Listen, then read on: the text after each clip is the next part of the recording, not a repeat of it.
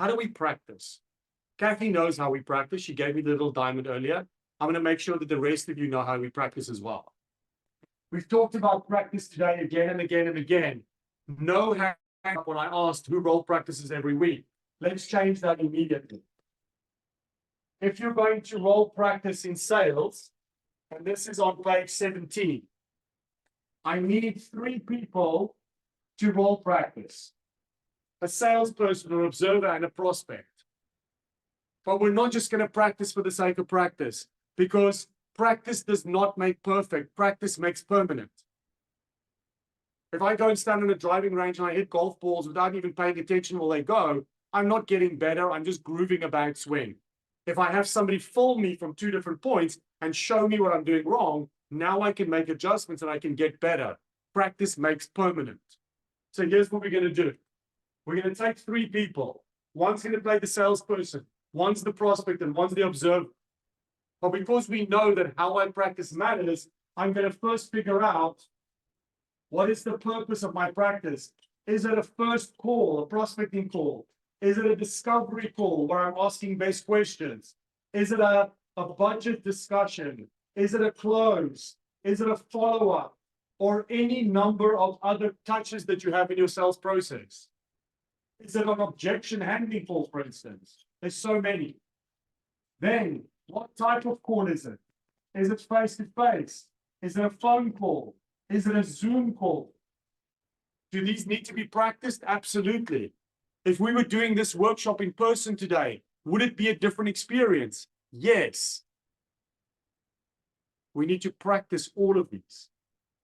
And then, ladies and gentlemen, because now we also know that personality styles matter, we're also going to say, what is their personality style? Is it a driver? Is it an analytical? Is it an expressive? Or is it an amiable? You can read that, you're better than me. What's the purpose? What's the type? What's the personality style? All of that needs to be practiced, because when you ask your questions, when you present your value proposition, whether it's a driver or an analytical, makes a difference. Here's how it's going to work. 3 rounds of 15 minutes.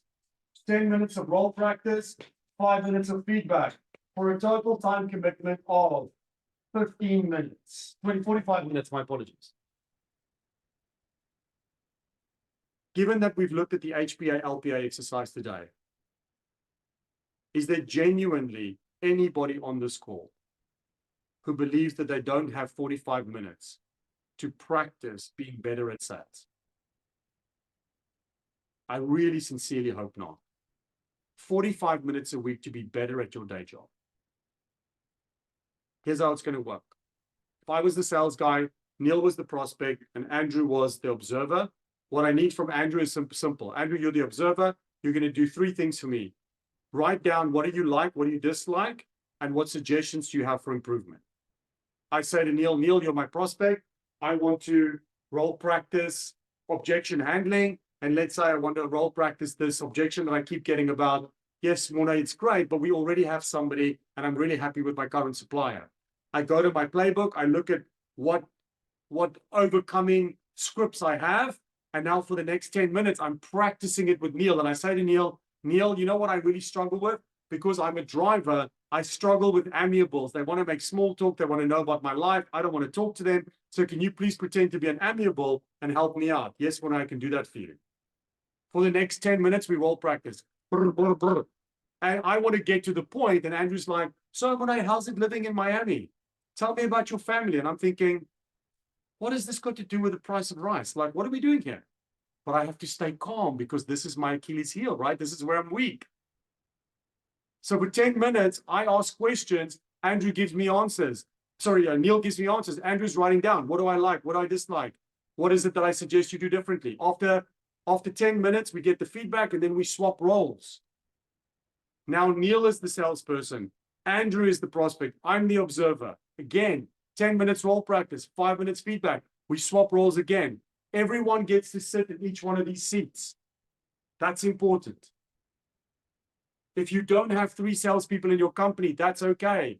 You just need one.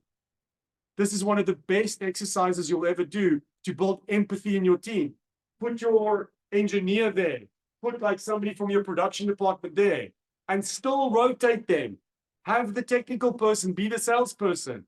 You'll be amazed what you will learn. I've run this exercise thousands and thousands of times. Two things are always true. Number one, in order for this to click, everybody needs to sit in every seat at least once. Number two, the role that people learn the most, observer.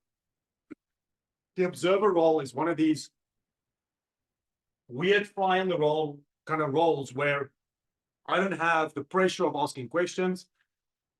Excuse me. I don't have to think about my answers. I just get to observe how other people do it. Ladies and gentlemen, if there's anything that belongs on page 3 in your workbook, I beg of you to make it role practice. This is the one thing that you're going to do that will show you the quickest upturn in performance.